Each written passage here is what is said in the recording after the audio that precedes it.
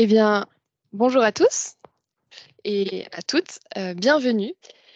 Il est 14 heures. Je vois que vous arrivez un peu au fur et à mesure, mais nous allons donc commencer ce webinaire sur la valorisation de ces espaces naturels en réponse aux enjeux de biodiversité, au travers notamment de leur mise à disposition pour des récoltes de végétaux sauvages d'origine locale.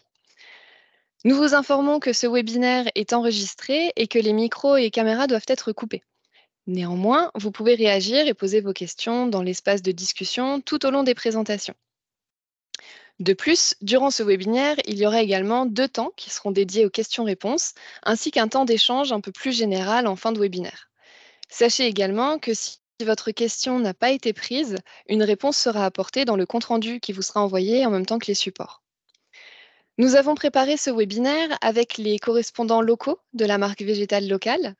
Je me présente donc, Héloïse Cobel, du Conservatoire botanique national sud-Atlantique, Estelle Guénin, du Conservatoire d'espaces naturels de Nouvelle-Aquitaine, qui interviendra notamment pour présenter l'outil Pictagraine, Émilie Chamard, du Conservatoire botanique national du Limousin, du Massif central à l'antenne du Limousin, qui se chargera également de nous transmettre vos questions lors des temps dédiés, Manuel de la Foulouse du Conservatoire botanique national Pyrénées-Midi-Pyrénées, qui fera une explication pratique de l'animation qui est faite autour des sites de collecte, mais qui animera également une discussion avec Stéphane Gardiès, responsable d'exploitation de l'aéroport Castres-Mazamet, et Lionel Gire, gérant et directeur technique de Semences Nature, un bénéficiaire de la marque végétale locale. Mais tout d'abord, je vais vous faire une présentation des enjeux de biodiversité qui sont liés aux végétaux sauvages d'origine locale et une présentation de la marque végétale locale afin que vous puissiez bien comprendre l'importance de vos espaces naturels pour la filière et la biodiversité. Alors, ok. Tout part donc d'un constat qui est assez alarmant, hein, l'effondrement de la biodiversité. Alors vous le voyez, cet effondrement, il touche tous les taxons, des mammifères aux amphibiens en passant par la flore végétale. Et en France, c'est 15% des espèces végétales qui sont menacées ou quasi menacées de disparition, avec près d'un tiers de plantes messicoles, les plantes messicoles étant ces plantes compagnes des cultures comme le bleuet, le coquelicot, l'agnelle des blés, et qui ont largement souffert de l'intensification des pratiques agricoles. Et en effet, la principale cause de cette chute de la biodiversité, elle réside dans la destruction et la dégradation des habitats naturels, notamment liés à l'expansion des activités humaines. Les espèces, elles ne retrouvent donc plus les habitats et les connectivités qui leur sont nécessaires pour se développer, se nourrir ou se reproduire. Dans ce contexte, la végétalisation écologique, elle apparaît donc comme une solution fondée sur la nature pour restaurer la biodiversité, puisque c'est un processus d'aide à l'autorégénération d'un écosystème qui a été dégradé, endommagé ou détruit. Le plus souvent, on imagine cette aide au moyen d'un ensemencement par l'homme, et c'est ce qu'on appelle la végétalisation active. Néanmoins, ça ne doit pas être la première solution à envisager. En effet, en fait, dans certains cas, il est possible et voire préférable de simplement accompagner la végétation spontanée sans introduire de semences ou de plants, et c'est ce qu'on va appeler la végétalisation passive. Alors, pour savoir s'il est plus opportun de recourir à une végétalisation passive du site, il convient dans un premier temps de décrire et d'évaluer l'existant. De cette manière, on pourra apporter des recommandations pour adapter au mieux le projet de végétalisation à son environnement et éviter certains risques qui sont des risques écologiques liés à l'implantation d'espèces non adaptées. Et c'est un point que nous développerons juste après. Ainsi, avant tout projet de végétalisation, il est nécessaire de faire un diagnostic préalable de ces espaces. Donc, on s'intéresse aux caractéristiques des espaces comme la nature du sol, le pH, la topographie, à ce qui est existant, quelles sont les espèces qui sont présentes, est-ce qu'on a des espèces végétales patrimoniales, à l'inverse des espèces exotiques envahissantes, quels sont les usages que l'on fait de nos espaces, et puis les pratiques d'entretien actuelles, la fréquence d'entretien, la hauteur de coupe.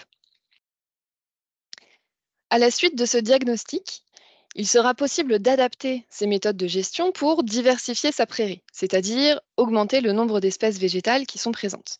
Par exemple, ici, en procédant à l'arrêt d'amendement et d'apport d'engrais et en réalisant une fauche biannuelle avec exportation des résidus de fauche, On va passer d'une prairie peu diversifiée à une prairie plus diversifiée. Malheureusement, dans certains cas, la situation elle ne va pas permettre de valoriser l'existant et l'expression de la flore spontanée. Si par exemple on a des problématiques importantes liées aux espèces exotiques envahissantes. Et dans ce cas-là, il faudra procéder à un ensemencement du site, donc à une végétalisation qu'on qualifie cette fois-ci d'active. Alors, si on comprend assez facilement qu'on n'utilise pas une poule pour restaurer l'avifaune d'un parc national, il est en revanche moins évident qu'on ne restaure pas une prairie naturelle avec des végétaux horticoles ou exotiques. En fait, il convient d'utiliser des végétaux sauvages, des végétaux qui sont naturellement présents sur le territoire depuis des centaines, voire des milliers d'années, qui ont donc coévolué avec la faune et la flore locale et qui sont donc adaptés au territoire. Ce sont ces végétaux qu'on peut retrouver sur vos espaces naturels et qui jouent un rôle crucial dans nos écosystèmes. Deux exemples illustrent ici certains risques liés à l'utilisation de végétaux qui sont sélectionnés par l'homme ou alors d'origine lointaine. Alors à gauche, juste ici, vous pouvez voir un bleuet. Donc on a un bleuet sauvage qui a une seule corolle de pétales et puis un bleuet horticole avec une triple corolle de pétales cette fois-ci qui lui donne vraiment cet effet pompon. Ce bleuet-là, il est issu d'une sélection du bleuet sauvage et cette sélection, elle s'est faite au détriment des pièces nectarifères, si bien que les insectes pollinisateurs, qui sont fortement attirés par toutes ces pétales de ce bleuet horticole, eh bien, ils vont s'épuiser à chercher une source de nourriture qu'ils ne trouveront plus. C'est ce qu'on appelle un leurre écologique et le rôle de cette espèce, il est donc perdu euh, dans l'écosystème. De l'autre côté, juste ici, vous pouvez voir donc une espèce exotique cette fois-ci, qui est Eunothera speciosa. En fait, c'est une onagre qui est, bon, somme toute, assez jolie et elle va attirer un papillon. Alors, vous l'avez peut-être reconnu, il ressemble un peu à un petit colibri, c'est le morosphinx. Et en fait, ce pollinisateur local, pour butiner, il va dérouler sa trompe, attiré par cette fleur. Il arrive à l'insérer, mais malheureusement, la morphologie de la fleur, elle ne lui permet pas de se retirer, et il va donc se retrouver coincé et mourir dans cette fleur. On voit là aussi le caractère délétère pour l'écosystème d'une espèce qui n'est ni sauvage ni locale. Les végétaux sauvages d'origine locale, étant donné que ces végétaux sont présents depuis des centaines, voire des milliers d'années sur le territoire, ils ont donc longuement, comme je vous le disais, coévolué avec la faune et la flore locale. Et de ce fait, par exemple, ils vont fleurir au bon moment pour les pollinisateurs locaux, ce qui ne sera pas forcément le cas d'une espèce qui viendrait par exemple d'Europe de l'Est et qui fleurirait 10 ou 15 jours trop tard. Alors effectivement, utiliser des espèces locales, eh bien, c'est s'appuyer sur le pouvoir de leur diversité génétique. C'est ce qui permettra donc aux plantes d'être adaptées aux conditions écologiques de la région, d'assurer les fameuses interactions avec la faune et la flore locale, et puis, et ça c'est essentiel, ça leur permet de conserver un potentiel évolutif pour affronter les changements à venir et notamment les changements climatiques. Alors évidemment, on n'implante pas simplement une graine ou un plant, mais on participe également à retrouver des services écosystémiques, ces bénéfices qui sont rendus à l'homme, comme la régulation de l'eau, de l'érosion, ou encore la constitution de fonds alimentaires ou médicinaux.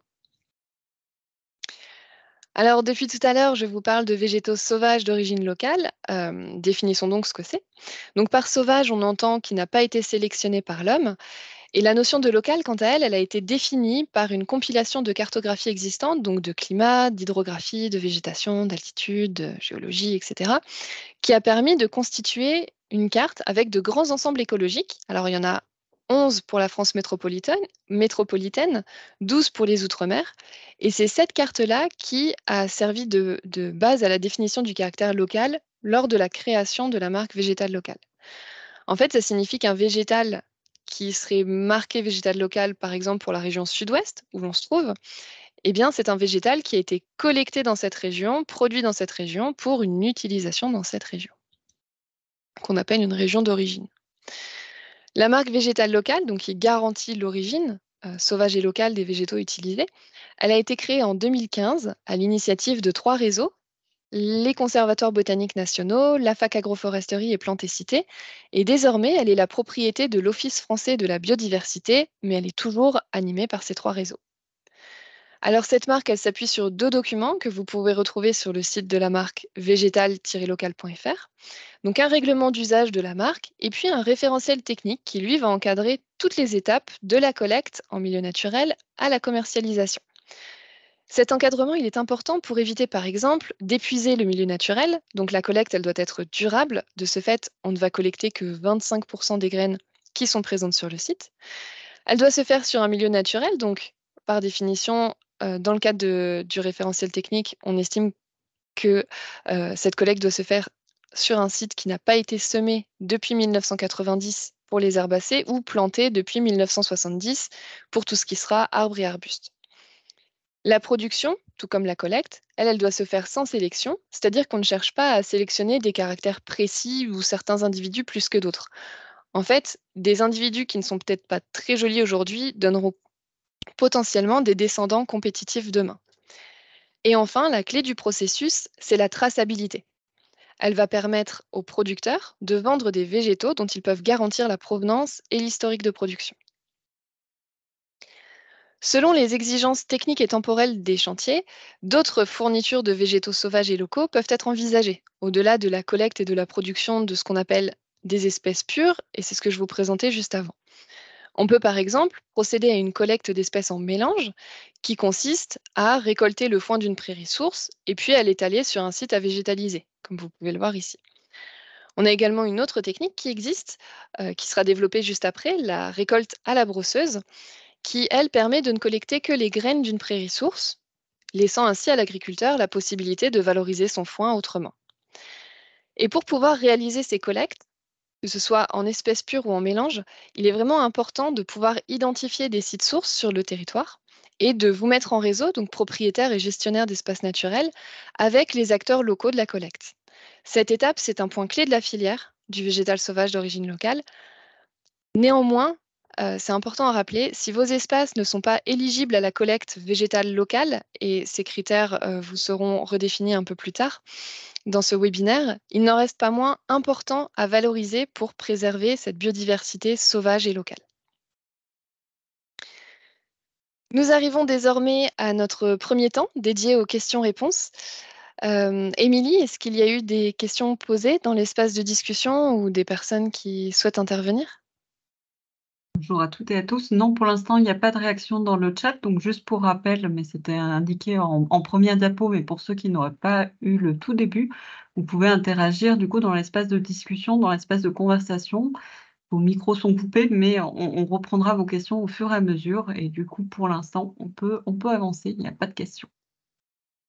Super. Alors, laissons donc désormais la parole à Estelle Guénin, donc pour le Conservatoire des espaces naturels de Nouvelle-Aquitaine. Bonjour à tous et à toutes. Alors, je vais démarrer ma présentation. Alors, excusez-moi, juste un tout petit temps de mise en route pour que je vois l'écran. Voilà, c'est parfait. Alors, je vais vous présenter effectivement notre expérimentation Pictagraine donc, pour la revégétalisation de prairies en graines d'origine locale. Pictagraine, c'est le nom que l'on a donné à notre brosseuse à graines. Et par extension, c'est le nom du programme que l'on mène maintenant depuis 5 ans sur la région Nouvelle-Aquitaine. Alors, nous sommes opérateurs effectivement un correspondant local de la marque végétale locale et c'est parce que nous sommes très attachés à cette marque et au cahier des charges et donc à la récolte d'espèces sauvages et locales qu'on a aussi créé ce prototype au départ et maintenant qui est une brosseuse effective. Donc, et la synthèse et donc les objectifs du projet, c'était vraiment ça à l'origine, c'était de pouvoir avoir cet outil de récolte pour faire en sorte que la filière de récolte de graines sauvages puisse démarrer dans la région et que l'on puisse démarrer aussi des opérations de restauration écologique pour la revégétalisation et la recréation, même si j'aime pas trop le terme de récréation, mais au moins renaturation de prairies naturelles. Alors, on a testé différentes méthodes sur lesquelles je ne reviendrai pas forcément, la moissonneuse-batteuse, etc. Mais on s'est attardé effectivement sur la création de cet outil de brosseuse. Donc là, vous avez des photos de la brosseuse avec en bas à gauche la brosseuse donc avec la récolte qui est ensuite déversée sur une bâche. Le principe est simple, c'est une grosse brosse type brosse de trottoir comme on les voit dans les espaces verts et en ville, et horizontale, qui ramasse et qui en fait avance dans le sens inverse de l'avancée du tracteur. Donc ça retombe dans un bac juste derrière la brosse. et c'est ainsi qu'on récolte à hauteur. Je précise qu'on peut faire le foin derrière la récolte à la brosseuse, que l'outil Pictagrain a été conçu pour ne pas enlever la matière végétale et que la récolte fin soit faisable pour les exploitants agricoles avec lesquels on travaille. Voilà. La diapo suivante. Alors, j'ai pris effectivement l'exemple de l'aéroport de Poitiers. Alors, je ne vous ai pas non plus présenté un tableau global à l'échelle de Pictagrain en Nouvelle-Aquitaine. On a récolté à peu près sur 120 hectares là, cette année, sur 17 sites différents. On est à peu près d'entre 1,3 tonne et 1,5 tonne tonnes de graines récoltées chaque année. Donc, il fallait bien expliquer que Pictagrain, c'est à la fois des récoltes dans des marais mouillés, dans des prairies qui sont plutôt mésophiles, dans des prairies très sèches, et également sur les sites des aéroports de Poitou-Charentes, parce que ça fait partie des espaces sur lesquels on a des prairies naturelles qui sont préservées et qui sont de grandes surfaces, qui sont pour nous indispensables pour permettre des revégétalisations à proximité. Donc, c'est l'aéroport de Poitiers, on travaille, c'est maintenant la 5e année qu'on récolte sur l'aéroport de Poitiers. On récolte à la fois avec la brosseuse et à la fois avec une moissonneuse-batteuse. On utilise les deux outils. C'est pour nous un site indispensable. C'est 128 espèces végétales qui ont été inventoriées sur la prairie de l'aéroport de Poitiers. C'est la plus grande prairie naturelle de tout le département de la Vienne. Et grâce à cela, donc, on récolte et on revégétalise entre 50 et 80 hectares d'espace dans la plaine du Poitou chaque année avec des exploitants agricoles pour refaire de la prairie naturelle en zone de plaine. Diapo suivant.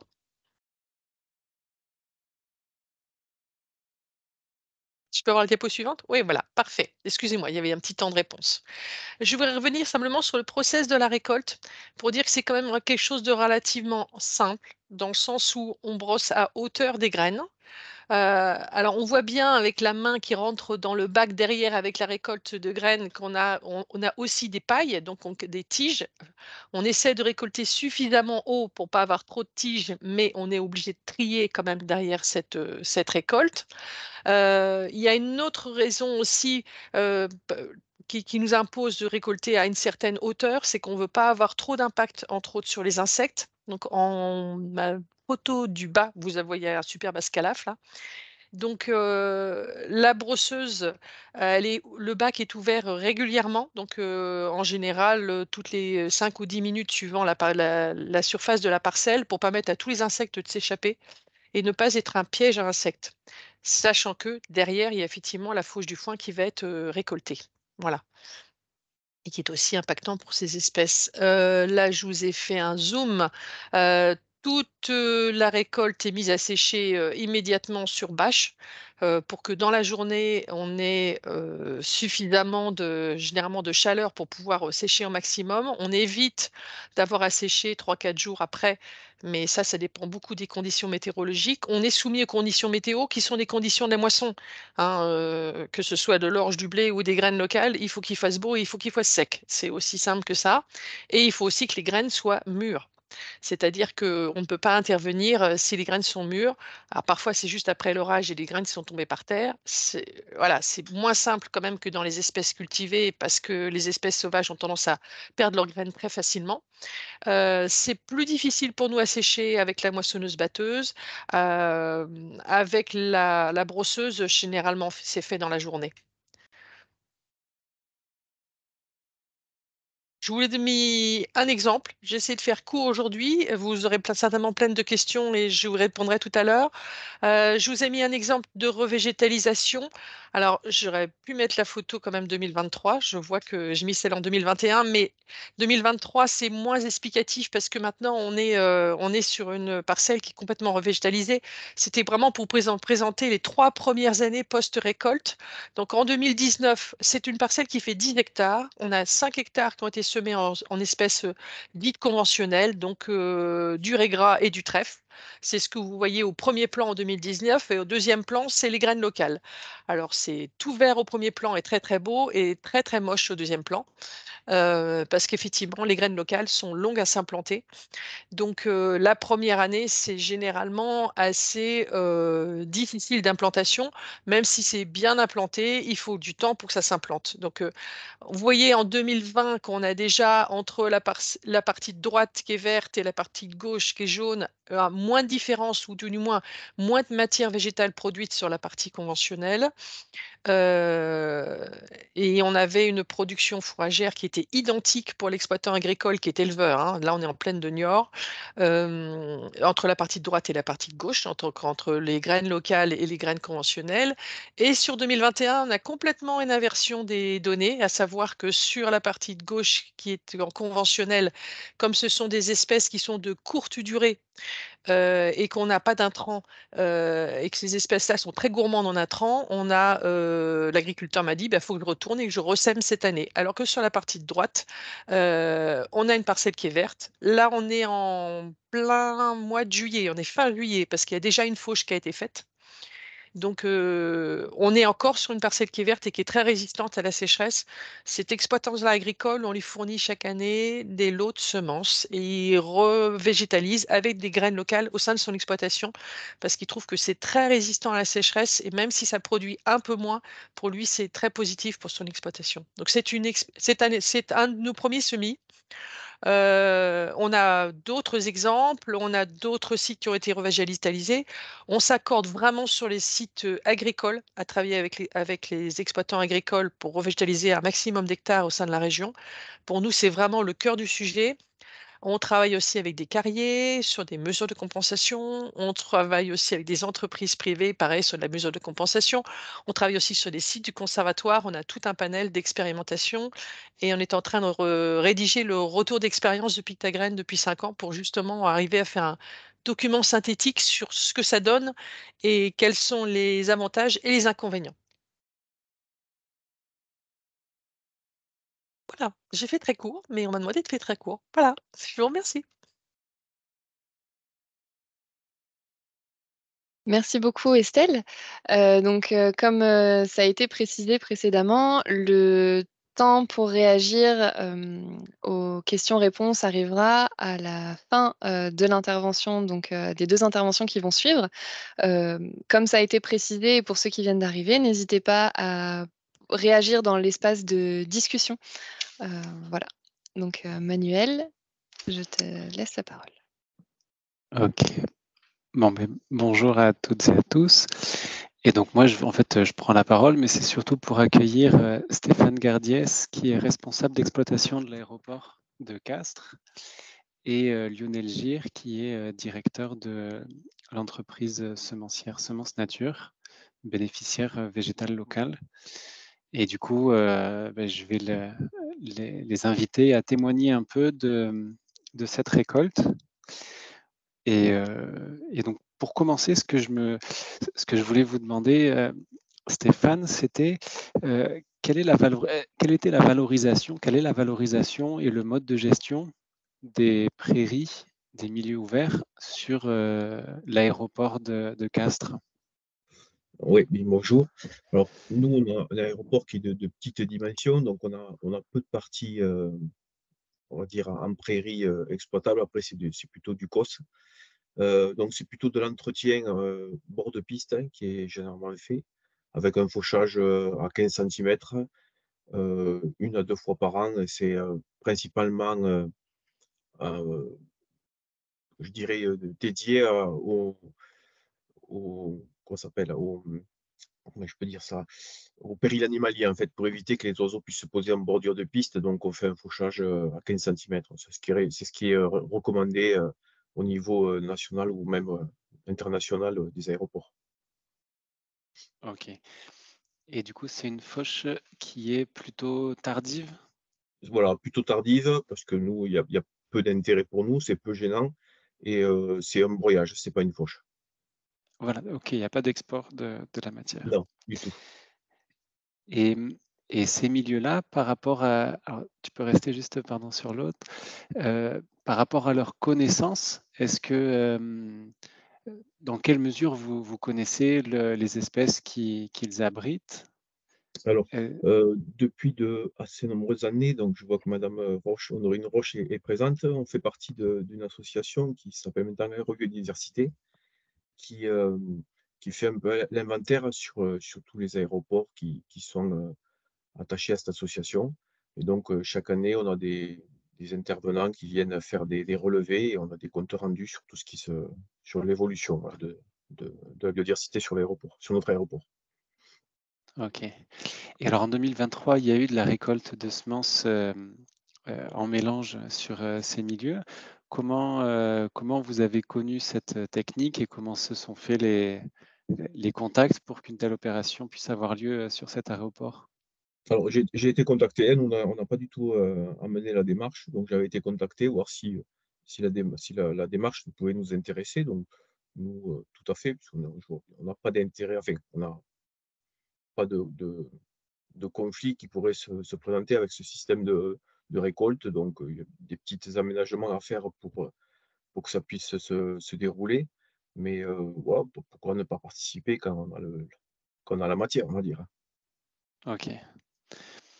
Et alors du coup, avant d'aller plus loin dans les étapes, Lionel, Monsieur Gir, comment vous avez eu connaissance de l'existence de ces prairies et des espèces qu'il y avait dessus? Comment vous avez pu contacter, vous avez trouvé le contact de Monsieur Gardiès?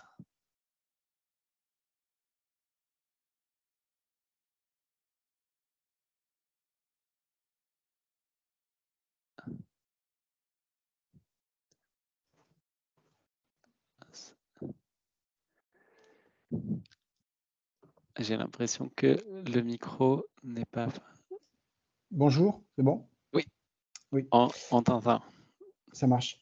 Bonjour à tous. Donc, en fait, on a recherché l'ensemble des contacts des différents aéroports et aérodromes qu'il y avait sur le secteur. Et donc, et on a pris notre téléphone et on les a démarchés. Et après, on a eu après un contact assez privilégié. Alors, je suis désolé, j'ai perdu son nom avec la personne un peu responsable de la biodiversité des aéroports, notamment sur le secteur de Perpignan, Carcassonne, je crois, et ça doit remonter aussi sur Lourdes. Et puis, de fil en aiguille, en fait, on a eu différents contacts et donc on a tout simplement appelé. Et donc, on a fait cette démarche parce qu'on avait déjà expérimenté des récoltes notamment à Paris, sur l'aéroport d'Orly. Et on avait été en contact aussi avec l'association là, qui s'occupe des relevés sur différents aéroports. Et donc, et on avait vu qu'il y avait des, des pelouses et prairies très intéressantes. Et aussi avec les retours d'Estelle Guénin sur ce qui se faisait sur l'aéroport de Niort ou de Poitiers. Et comme ce qui a été dit, nous, ce qui nous intéressait énormément, c'est que c'est des zones où il n'y a pas de pression, entre guillemets, agricole, et donc où on peut passer plusieurs fois sans venir en concurrence avec l'agriculteur qui voudrait faire du foin ou du pâturage. Ok. Et alors du coup, par rapport aux étapes, j'imagine qu'en fonction des espèces, vous avez dû définir des dates d'intervention. Comment ça s'est passé pour pouvoir entrer sur des parcelles qui, j'imagine, sont à un accès très réglementé par rapport à la sécurité? Oui, alors sur l'aéroport de Castres, là, ça a été relativement simple pour entrer et venir voir en fait ce qui se passait dessus. Et donc de mémoire, on a informé quand est-ce qu'on viendrait. On nous a donné des créneaux pour pouvoir venir faire des relevés floristiques. Et même pour le brossage, c'est pareil. On avait informé les journées où on viendrait et on avait des créneaux horaires pour faire les récoltes. Après, sur certaines parcelles, on a récolté sur Carcassonne, par exemple, où l'entrée est un peu plus compliquée. Et là, on a fait du brossage, mais toujours accompagné en fait d'une personne de la sécurité de l'aéroport. D'accord. Et Et par rapport... globalement, excuse-moi, et Bien sûr. globalement, c'est pour ça que l'aéroport de Castres est intéressant, puisqu'en fait, l'accès est quand même plus facile que, par exemple, quand on a été à l'aéroport à Paris, à Orly. Vous pouvez imaginer que c'était bien plus complexe pour faire rentrer du matériel et aller brosser sur l'aéroport d'Orly. Ok. Et à l'instant, Estelle parlait du séchage sur place le jour même. Est-ce que Oui. c'est quelque chose qui a pu se mettre en œuvre sur place au niveau de l'aéroport, ou est-ce que ça a dû être exporté? Alors non, on a eu la chance, de mémoire, je pense que c'est bien ici, parce que c'est mon collègue qui a fait la récolte, où on a mis à sécher et stocker, dans enfin, dans un hangar, ou enfin, un hangar qui nous a été mis à disposition, sur le site. Donc ça nous a permis de faire sécher. Alors je crois qu'à la période où on avait récolté, on n'avait pas forcément besoin de le faire sécher, parce qu'on y était à une période, qui était très favorable. Mais par contre, comme la récolte avait été assez importante en termes de volume, on a pu stocker le temps de s'organiser pour venir après chercher les semences. Ok. Et Monsieur Gardiès, par rapport à cette opération qui a eu lieu, comment est-ce qu'elle a été valorisée ensuite par l'aéroport? Est-ce que c'est quelque chose que ça vous permet d'améliorer la connaissance aussi sur vos prairies? Est-ce que c'est une ressource nouvelle que vous avez découverte? Alors oui, peut-être. Oui, parce que je savais pas qu'on faisait de la récolte comme ça. D'ailleurs, personnellement, c'est ce que je cherchais pour, regarnir des prairies chez moi, en semences sauvages, et j'arrivais pas à trouver, donc ça a été une très bonne expérience. Mais, bon, c'était pas quelque chose que nous on avait entendu parler auparavant ou qu'on aurait voulu mettre en place. C'est vraiment l'occasion qui a fait que, après c'est très intéressant. Moi, je suis tout à fait, partant pour que ça se pérennise. On pourrait, voir ça comme un accord annuel ou définir comment dire, un protocole qui permettrait de faciliter tout ça et de le pérenniser, oui, dans le temps. Ok. C'est envisageable. Pour nous, il y a peu de soucis actuellement. L'activité nous permet d'avoir quelques créneaux qui permettent cette activité-là, enfin, ce prélèvement de semences. Très bien. Et du coup, pour finir, Monsieur Gir, et pour vous, la valorisation de cette opération en termes d'espèces, de quantité de graines et probablement de destination de ces graines, est-ce que vous pouvez nous en dire un peu plus? Oui. Alors les habitats de l'aéroport sont assez particuliers, hein. Ils sont juste à la croisée, de la zone sud-ouest, du Massif central, et avec une influence méditerranéenne, relativement marquée. Mais la plupart des récoltes ont été faites, donc dans le secteur sud-ouest, hein, parce qu'il y a une petite partie de l'aéroport qui est dans le Massif central, où on a récolté un petit peu aussi, je crois. Et donc, on a utilisé ces espèces dans la restauration écologique, et notamment, donc, on a récolté beaucoup de Bromopsis erecta, qui est très présent sur le site. Et ça permet de venir travailler sur des mesures de revitalisation dans le Gers, notamment sur des coteaux gersois, suite à des restaurations écologiques en mesure compensatoire. Et ça a servi aussi à alimenter quelques prairies sèches dans le secteur du Tarn, donc sur place quasiment, dans le cadre des mesures compensatoires des portes du Tarn. Et ce mélange-là, donc, est particulier parce qu'il est sur des causses très secs, hein, qui sont bien connus des botanistes pour sa richesse floristique, pourrait tout à fait aussi répondre à des demandes dans la zone Méditerranée, où les demandes sont assez nombreuses aussi sur la restauration de pelouses sèches. Nous, on travaille aussi essentiellement sur des projets de restauration écologique. Ok. Bon, très bien. Merci beaucoup à tous les deux pour ce partenariat, et puis pour ces efforts en faveur de la biodiversité, et pour votre témoignage aujourd'hui. Du coup, je vais enchaîner sur une petite partie. Ah oui, voilà. Et donc, ça a été fait les 3 et 4 juillet, donc les dates de récolte 2023. Donc, oui, vraiment pour de la fauche ou du broyage très tardif. Et alors, je profite d'avoir la parole pour vous présenter ce que, en tant que correspondants locaux, les 3 conservateurs botaniques nationaux et la fac agroforesterie, enfin le CEN Nouvelle-Aquitaine, se proposent de travailler ensemble. Donc, je pense que la majorité d'entre vous, participants de ce webinaire, vous pouvez contribuer à cette filière au même titre que les aéroports de Poitiers et de Castres. Donc, pour ça, je vais reparler un petit peu des usages, mais très brièvement, puisque Estelle l'a bien présenté au début. Donc, voilà. Ce sont des semences sauvages qui peuvent servir à l'implantation de prairies naturelles, voilà, renaturation. Ça peut être utilisé aussi en contexte agricole lorsqu'on a des prairies dégradées par du surpiétinement, par une dégradation quelle qu'elle soit de la flore. Ça peut être dans le cadre de mesures compensatoires où l'objectif est de recréer un habitat naturel. Quand il y a des risques naturels, donc un glissement de terrain, une crue, évidemment, on a besoin de reconstituer ces habitats. Mais en fait, c'est aussi des semences et des végétaux qui sont adaptés à d'autres contextes, et donc dans des contextes d'aménagement, par exemple, suite à des terrassements, à du déblai. Voilà, ça permet de recréer une flore fonctionnelle pour les protéger des sols, pour les pollinisateurs, pour de nombreux services écosystémiques. Et donc, on l'utilise aussi en renaturation de sites industriels. Donc voilà, cette ressource est précieuse et a de multiples usages. Tu peux passer à la suivante.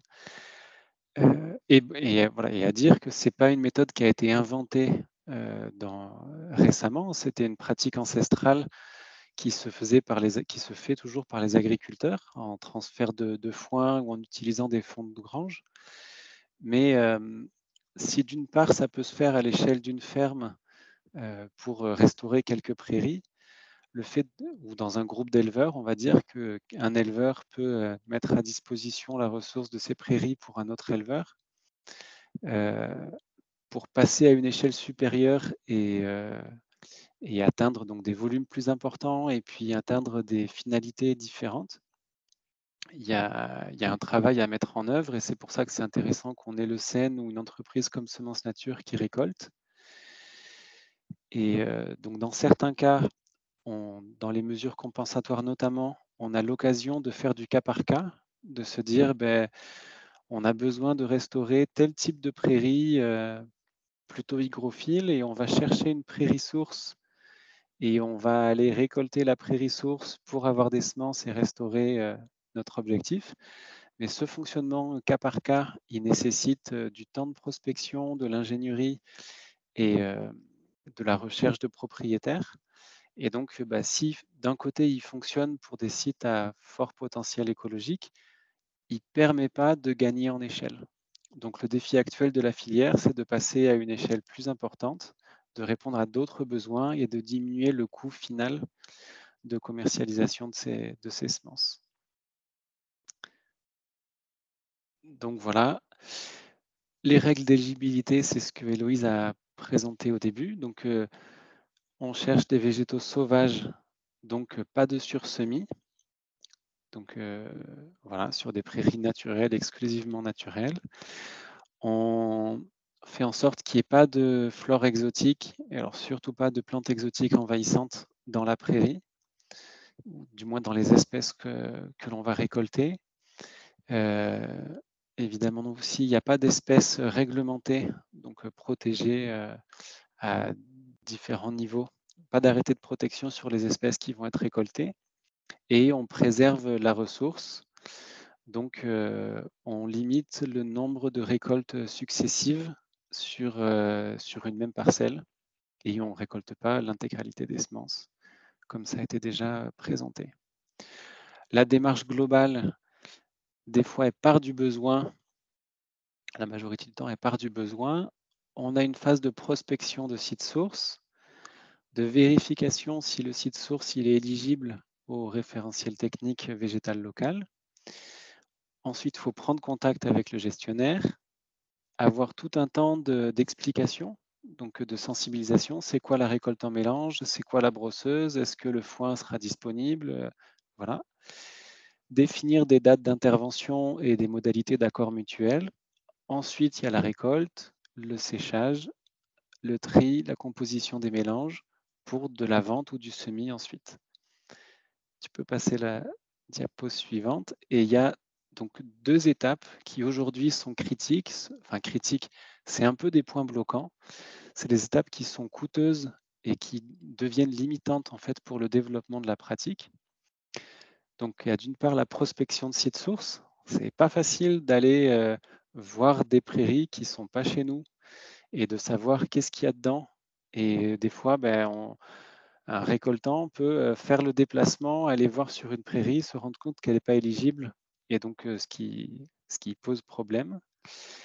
Et donc voilà, l'idée c'est de vous proposer de contribuer à faciliter ces 2 étapes. Et la question du foncier agricole, ça a été très bien présenté aussi précédemment par Lionel, le fait de, si on va sur des terres d'éleveurs et qu'on demande à récolter les graines, on va devoir demander de retarder la fauche et d'une certaine façon de diminuer un peu la qualité fourragère. On va demander à l'éleveur de faucher plus tard que l'optimum de fauche. Et donc en fait, on va devoir faire un compromis entre la qualité fourragère et la récolte des semences. Donc on se dit, s'il y a du foncier dont la finalité première est plutôt liée à la sécurité dans un aéroport ou à la biodiversité, tant qu'à faire, valoriser les semences qui sont sur ces sites-là. Tu peux passer à la suivante. Donc voilà, l'idée c'est de sensibiliser les gestionnaires de sites à cette pratique de la récolte en mélange. Et on va vous inviter à contribuer à une pré-identification de sites sources potentiels. C'est-à-dire, si vous avez des prairies ou des pelouses, des milieux ouverts en gestion, que vous puissiez les signaler d'une façon ou d'une autre, d'une façon ou d'une autre, en les signalant donc, sur une carte interactive. Et c'est une carte qui va permettre, comme vous le voyez ici, de dire, voilà, ici, on est par exemple en Haute-Garonne, le site de la Communion, qui fait, celui-là, il fait 1 hectare. Et il y a telle composition floristique, l'agriculteur qui est éleveur, il sait déjà ce que ça représente et il est d'accord avec cette pratique. Et donc, ça va permettre de faire comme un catalogue de sites sur lesquels on peut venir récolter. Vu qu'on est sur une filière un peu à flux tendu, tous les sites qui seront signalés ne seront pas forcément récoltés l'année suivante.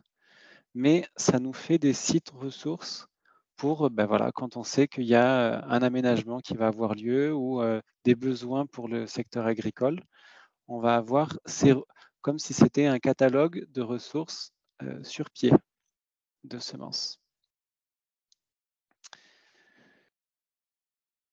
Donc, le remplissage de cette carte, il peut se faire soit directement par les propriétaires et gestionnaires de sites, soit au travers des relais locaux, qui sont les correspondants de la marque végétale locale. Donc voilà, on va identifier quelques critères de type quelle est la surface, quelle est l'accessibilité de ces parcelles, quel est le mode de gestion, parce que ça va influencer sur la composition floristique, le niveau hydrique, l'altitude. Si c'est une parcelle certifiée en bio ou pas, ça a un impact ensuite pour le devenir des semences. Et puis, si le gestionnaire est disposé à mettre son contact direct sur la plateforme, ou si il préfère qu'il y ait des relais locaux qui vont, entre guillemets, filtrer les demandes. Tu peux passer à la suivante. Et donc, de l'autre côté, pour les récoltants semenciers et les utilisateurs, il peut y avoir une consultation des sites sur la carte et en fonction des sites identifiés, soit ils prennent contact directement avec le propriétaire de foncier et donc de commencer à voir, voilà, est-ce que quelqu'un récolte déjà chez vous cette année, dans quelle mesure ce serait possible, ou que ce lien se fasse au travers des relais locaux. Et donc ça, c'est voilà, c'est au cas par cas en fonction des préférences, de vos préférences en tant que gestionnaire. Tu peux passer à la suivante. Donc, voilà, donc ce que j'ai déjà dit, un peu les alertes. Donc, comment ça se signale? Le signalement de site, il est tout simple, c'est un formulaire en ligne à remplir, c'est très didactique, ça n'a rien de complexe, il n'y a pas besoin d'être botaniste pour saisir un site. C'est pas parce qu'un site a été saisi qu'il va être récolté, ça c'est important de le savoir, mais c'est une façon de contribuer à la filière. S'il y a un site qui est déjà récolté ou qui est déjà sous engagement quelque part, par exemple l'aéroport de Poitiers, il y a un partenariat régulier avec un récoltant. C'est quand même intéressant qu'il soit présent sur la carte pour montrer que c'est une filière aussi de valorisation des espaces, comme le présentait Louise au début. Et voilà, même si c'est quelque part déjà réservé. Et le fait que le site soit éligible à la marque végétale locale, c'est de la responsabilité du récoltant. On ne vous demandera pas, gestionnaire d'aéroport ou d'espace naturel, d'assurer que le site soit conforme au référentiel technique végétal local. Voilà, tu peux passer à la suivante et je pense que j'ai terminé. Voilà, et pour aller plus loin, alors l'avantage c'est que ça peut vous aider aussi à mieux connaître vos sites, puisqu'un relevé botanique est indispensable en fait avant la récolte. Et puis, donc à minima, selon le référentiel technique végétal local, il y a les 10 espèces principales et les 4 dominantes du mélange qui sont identifiées. Et puis, ça peut vous permettre d'améliorer la connaissance. Et puis, éventuellement, vous pouvez, vous, avoir besoin de ces ressources en semences pour de la restauration de site. Et donc, voilà, ça peut vous intéresser aussi en tant qu'utilisateur. Je pense avoir terminé.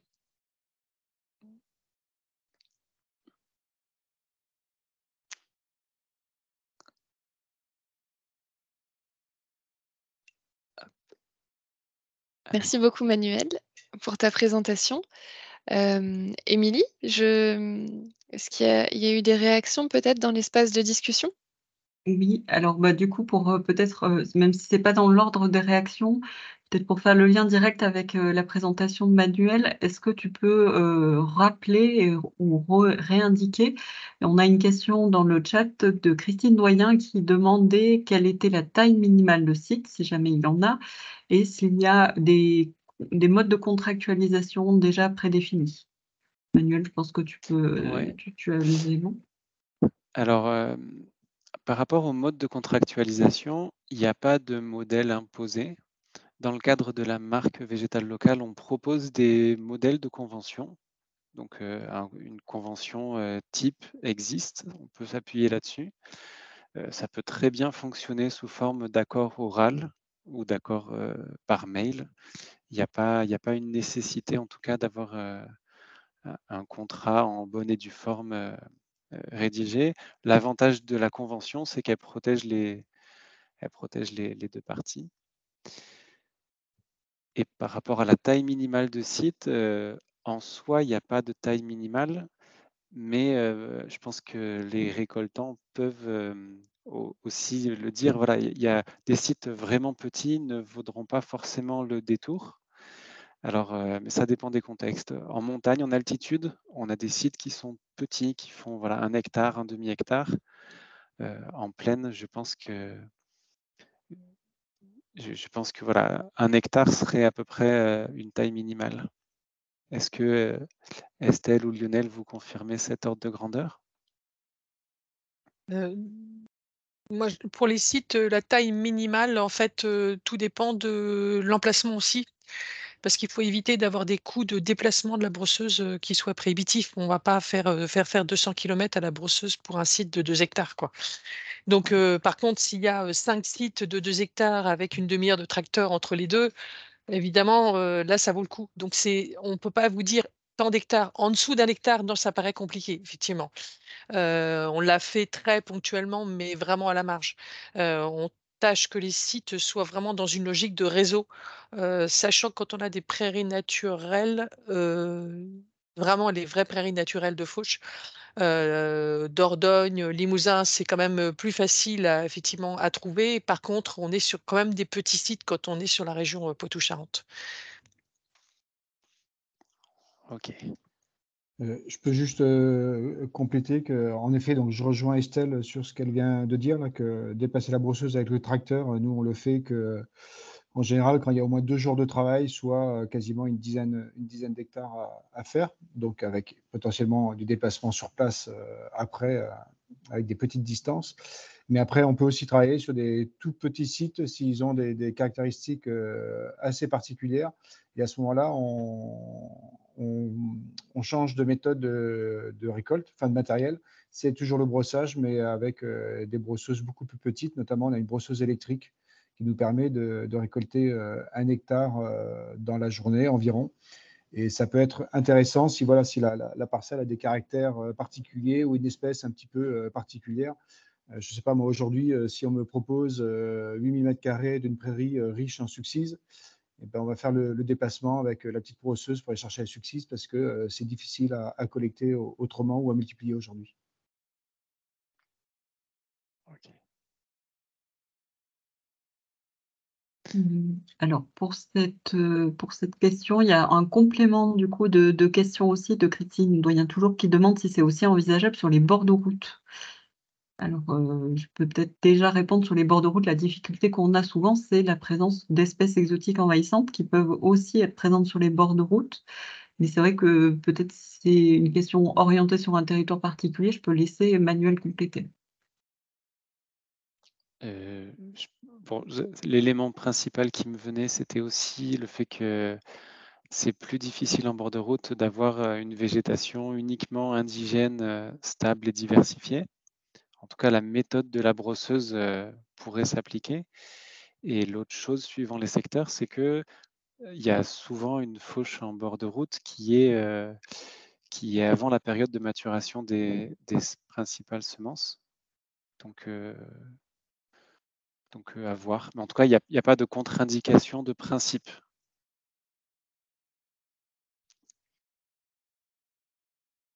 Après, on a une toute autre question de Jacques Devos qui demande si la brosseuse est adaptable sur tout type de tracteur, dans la mesure où ils ont un tracteur pour l'entretien de la piste. Alors là, je ne sais pas qui peut répondre, Estelle, Manuel, Lionel, qui veut répondre? Alors, oui, Je je pense peux que vous êtes mieux Je vais placé. Ouais. répondre aux 2 questions. Donc, sur le bord de route, juste, nous, on a déjà fait notamment dans le secteur du bassin d'Arcachon ou dans les Landes pour aller rechercher des espèces particulières comme Silene gallica ou Tuberaria guttata qui sont très présentes en bord de route et où on peut ensuite, nous, trier les semences pour avoir ces espèces spécifiques. Donc, c'est possible dans certaines conditions. Et pour répondre à la brosseuse, donc c'est quasiment adaptable sur tout tracteur puisque c'est un attelage 3 points qui peut être mis à l'arrière ou à l'avant du tracteur. Et le seul, on va dire, selon les brosseuses, hein, donc la Pictagrain version 1, c'est de l'hydraulique avec deux entrées d'hydraulique. Et puis je crois que la version 2 ou 3, il doit y avoir 3 entrées d'hydraulique parce qu'il y a la vanne dessous qui. Pardon, pas la vanne, mais le caisson qui s'ouvre par le dessous avec de l'hydraulique aussi. Mais voilà, sur le principe de base, en tout cas, c'est adaptable sur tout tracteur. Ouais. Juste en complément par rapport au tracteur, il faut que ce soit un tracteur quand même assez lourd parce que l'outil est lourd et donc ou des fois ça nécessite un contrepoids. Alors je ne sais pas si j'ai pas d'idée en termes de puissance, mais oui, c'est un outil assez lourd. Pas de puissance, c'est plutôt le débit en huile. Ok. Alors, on avait une demande aussi de repréciser le site internet où on peut trouver l'outil que tu as montré, Manuel, que tu as présenté pour identifier des sites pour le brossage. Donc ça, on pourra le mettre dans le compte rendu avec les supports qui vous seront diffusés. Je ne sais pas si on peut revenir éventuellement sur la diapo où on montrait le site, comme ça les gens voient aussi. Et voilà, il n'y avait pas forcément non, il n'y avait pas le lien strictement indiqué. Oui, en fait, ce webinaire est l'occasion du lancement, enfin c'est la première diffusion. Pour l'instant, on l'utilise en interne au sein enfin, au niveau des correspondants. Et donc oui, il vous sera envoyé avec le compte-rendu du webinaire, le lien d'utilisation. Alors, on a une question un peu plus générale sur, alors là, je ne sais pas lequel d'entre vous ou laquelle va se positionner là-dessus pour savoir si ces actions du brossage de prairies sont éligibles au crédit carbone. Pour ma part, je n'ai pas la réponse. C'est une demande. La première fois qu'on m'a posé cette question, c'est à l'aéroport de Bordeaux, parce qu'effectivement, on intervient sur l'aéroport de Poitiers, de La Rochelle, et on est en collaboration également avec l'aéroport de Bordeaux et celui d'Angoulême. Pourquoi pas? Alors, les calculs des crédits carbone liés à la prairie permanente vont du simple au double suivant les méthodologies. Donc, c'est pas si simple que ça de se dire c'est tant de tonnes de carbone, voilà, par rapport à la préservation de la prairie. Ce qui est sûr et certain, ce qui est important en fait, c'est plutôt la préservation de la prairie plutôt que la récolte de graines locales, sauf si à proximité, on a de la revégétalisation en prairie, auquel cas on peut faire aussi un plus en produits carbone lié au fait que l'on passe par exemple d'une parcelle cultivée à une parcelle en prairie. Bon, c'est les calculs que j'ai faits par rapport à l'aéroport de Bordeaux. Voilà, je suis à disposition, le document si besoin.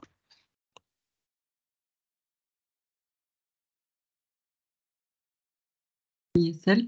Et du coup, il y avait une question complémentaire de Christine Doyen suite aux questions qui ont déjà été posées sur la contractualisation pour savoir si, alors j'espère bien reformuler ce qui a été inscrit dans le chat, pour savoir si une convention avec le SEN pouvait être passée pour le maintien d'espèces protégées et pour le fauchage tardif avec une brosseuse. Sachant que si j'ai bien compris, pour une collectivité, cette convention serait nécessaire. Et par ailleurs, quel est le coût d'une brosseuse? Alors, je suppose le coût d'acquisition d'une brosseuse. Et j'espère bien retranscrire ce qui est inscrit dans le chat. Alors, 2 éléments. Le coût d'une brosseuse, c'est grosso modo 15 000 € à peu près. Ça, c'est le coût d'achat d'une brosseuse, mais ça ne vaut pas le coup d'acheter une brosseuse si on n'a pas un certain nombre d'hectares à brosser ou si on n'est pas une entreprise qui veut effectivement, comme Semence Nature, s'implanter dans la récolte de graines locales. C'est pas pour casser, c'est juste pour dire qu'effectivement, c'est quand même un coût de matériel agricole, c'est de la tôle, donc la tôle a beaucoup augmenté et ça coûte cher. La deuxième question, c'est oui, par rapport au conventionnement, c'est ce que l'on mène très classiquement en conservatoire. Quand on rentre en collaboration avec des collectivités, on est gestionnaire de 3000 hectares en région Nouvelle-Aquitaine. Donc, on est effectivement très souvent en collaboration avec les collectivités pour faire de la fauche tardive. Il y a des espaces qui sont brossés, d'autres qui ne le sont pas. Ça dépend effectivement. Parfois, il y a des sites qui sont pâturés, donc évidemment, il n'y a pas de graines et là, on ne peut pas brosser. Parfois, c'est des prairies de fauche et là, effectivement, on peut éventuellement y brosser. Je vous prends un exemple sur la plaine du Poitou. On a des collectivités avec lesquelles on a signé des conventions de collaboration sur des sites communaux sur lesquels j'allais dire, ils jouent le jeu, enfin, ils ont un objectif de préservation des prairies naturelles. On fait fonctionner Pitagraine pour la récolte de graines et ça permet à la commune d'avoir des graines locales pour tous ces projets de revégétalisation sur sa commune. J'espère que j'ai fait dans le concret en démonstration, explication.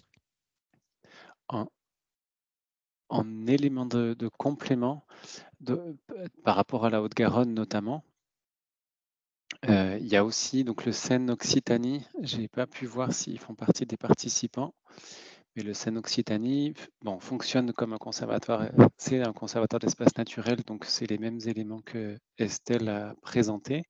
Et ils ont acquis cette année une brosseuse. Et donc, il y a une brosseuse qui peut permettre de récolter à travers le Seine aussi, en Occitanie et notamment en Haute-Garonne. En fait, il y a d'autres récoltants qui existent sur le territoire. Oui, il y a beaucoup de conservatoires qui ont des brosseuses maintenant à graines. Enfin, la plupart s'implantent effectivement à l'image de ce qu'on a fait, de ce qu'a fait l'Auvergne, etc. Donc effectivement, c'est tout à fait faisable sur la région.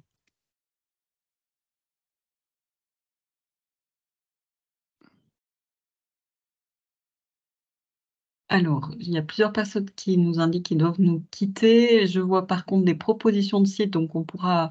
Merci à vous pour ces propositions et du coup, on reviendra vers vous peut-être s'il y a besoin de compléments. Moi, je pense que chacun reviendra en fonction de son territoire et des personnes qui interviennent.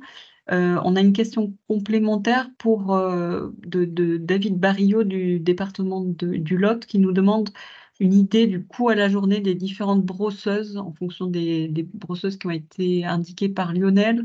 Est-ce qu'il y a une différence dans le coût? Alors, je suppose le coût de fonctionnement, mais aussi le coût pour venir, pour l'amener sur site, dans le cas d'une prestation de brossage. Est-ce que Lionel peut répondre ou Estelle? Lionel, je te laisse la main. Oui, alors nous actuellement, selon les cas, on va dire qu'on est entre à partir de 1 500 € la journée de brossage, sachant qu'on arrive à minimum 5 hectares et jusqu'à, quand c'est du billard, comme un bel aéroport tout droit, on arrive à faire 10 hectares dans la journée quasiment. Voilà. Et la petite brosseuse électrique, on n'a pas forcément encore fait de prestations avec, on a fait plutôt des récoltes pour nous, elle nous a servi de récolte complémentaire. Alors, et après, dans la partie prestation, souvent on compte aussi tout ce qui est au moins le premier tri des semences et puis détermination de la palette végétale dans ce qui a été récolté.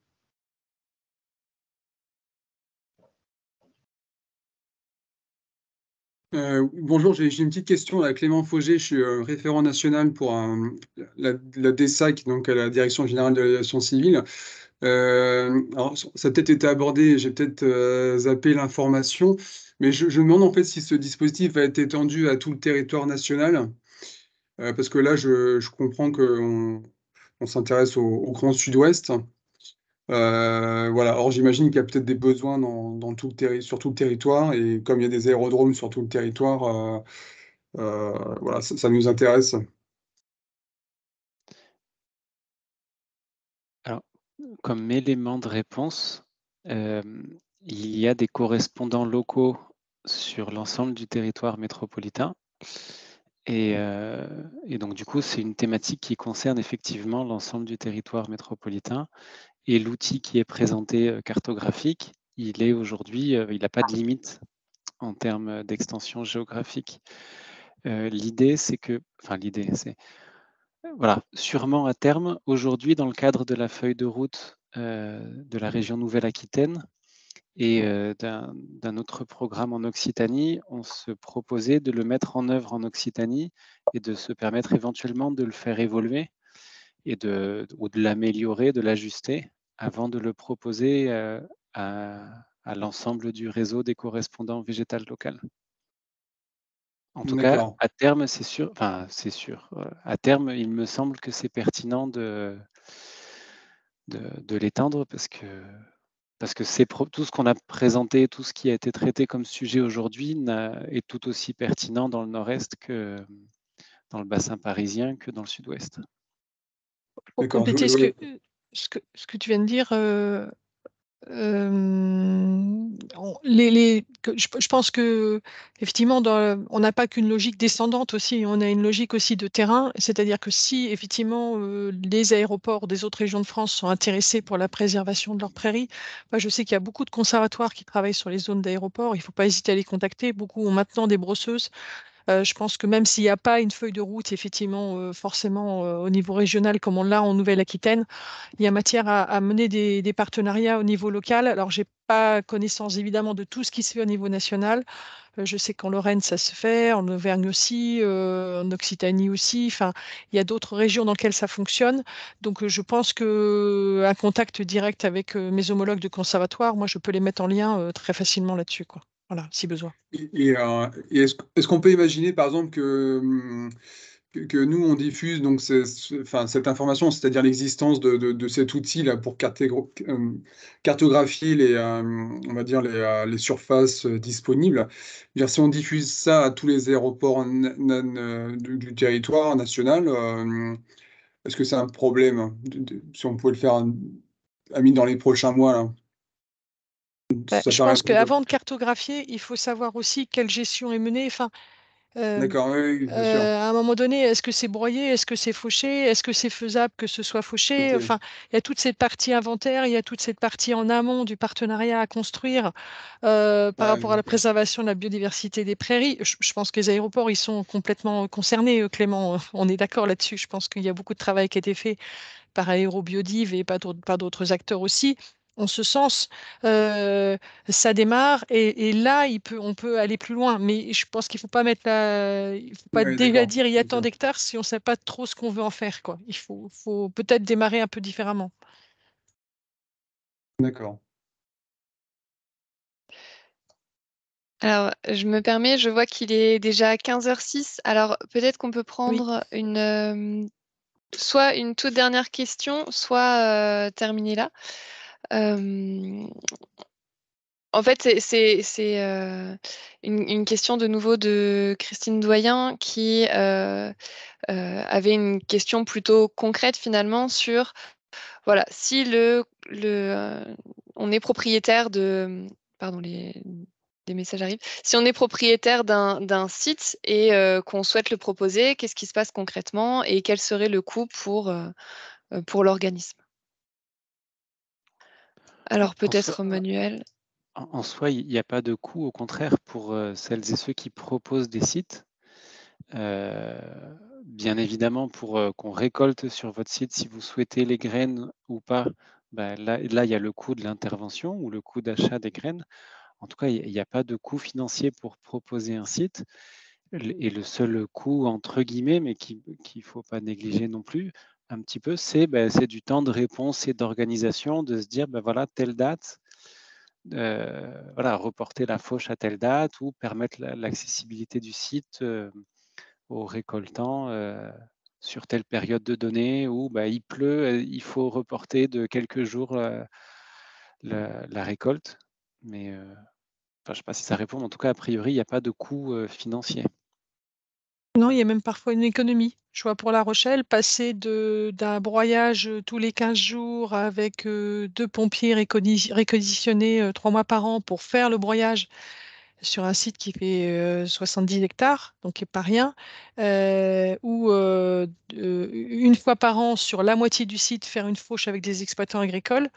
En fait, le coût a fortement diminué à l'avantage des prairies naturelles qui maintenant sont fauchées par rapport à leur entretien. Donc, à l'opposé, ça peut faire des économies. Par contre, c'est une organisation. Voilà. Nous, on a dû décaler cette année parce qu'il y a eu de l'orage. Donc, forcément, décalage avec la sécurité aérienne, etc. Ça a été compliqué. Mais ça se fait. Et du coup, et dans l'option de vouloir garder en partie des semences, alors ça, c'est à la discrétion du cas par cas, mais ça se fait très couramment au contraire, en fait, de dire, voilà, je vous ouvre mes portes et puis et en échange, ça m'intéresserait d'avoir un peu de semences et comment ça se négocie. En tout cas, ça a lieu dans la grande majorité des cas. Eh bien, merci à vous deux pour ces précisions. Merci à tout le monde d'avoir été présent à ce webinaire. Vous recevrez donc dans les prochains jours le replay de ce webinaire ainsi que le support de présentation et un compte-rendu qui reprendra en partie les questions qui ont été posées. Je vous remercie à tous et je vous souhaite une très bonne journée.